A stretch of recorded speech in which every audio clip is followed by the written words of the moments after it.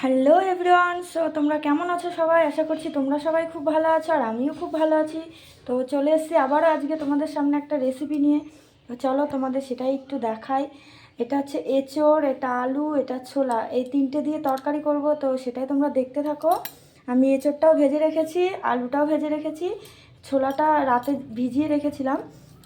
এটা শুকনো লঙ্কা, জিরে আর কী বলে এটা, এলাচ, দারচিনি, এগুলো ফোড়ন দেবো।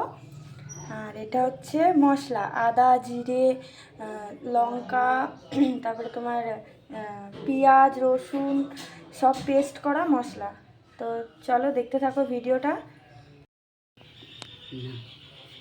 তো ফার্স্ট দিয়ে দিলাম আমি জিরে, শুকনো লঙ্কা আর এলাচ আর দারচিনি। তো এটা একটু ভাজা ভাজা হলে আমি মশলাটা দিয়ে দেবো। আর তোমাদের তো আমি আগে বললামই যে আমি এঁচোড় আর আলুটা ভেজেই রেখেছি, তো ওটা আমার আর ভাজার দরকার নেই। তো এবার এই পেস্ট মশলা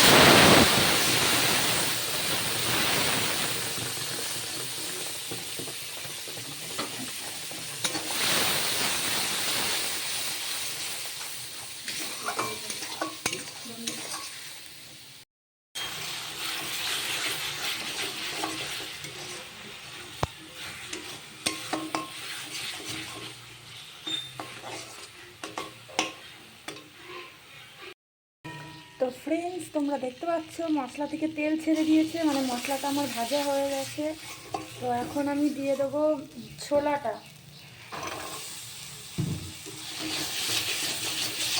ছোলাটা দিয়ে একটু নেড়ে চেড়ে তারপরে আলু, এঁচোড় এগুলো দেবো। তো পুরো ভিডিওটা দেখতে থাকো। ভালো লাগলে প্লিজ লাইক, কমেন্ট, শেয়ার করে দিও। তো আমি এই আলুগুলো দিয়ে দিলাম।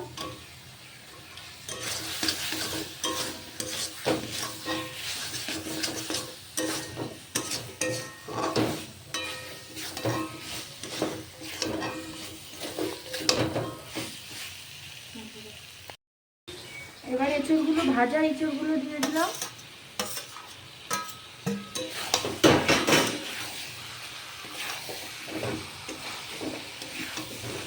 তো এঁচোড়ের গায়ে মশলাটা লাগার জন্য সামান্য একটু জল দিয়ে দিলাম।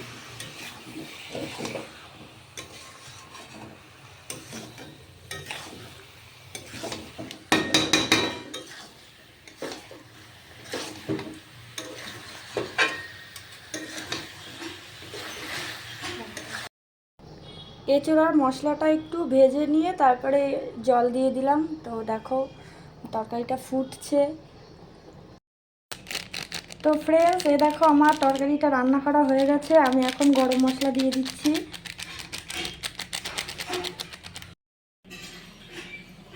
কেমন হয়েছে বল? তো পারলে তোমরাও একটু চেষ্টা করে দেখো, ভালো লাগবে আশা করি, অবশ্যই ভালো লাগবে। ভালো লাগলে প্লিজ ভিডিওটা লাইক, কমেন্ট, শেয়ার করে দিও।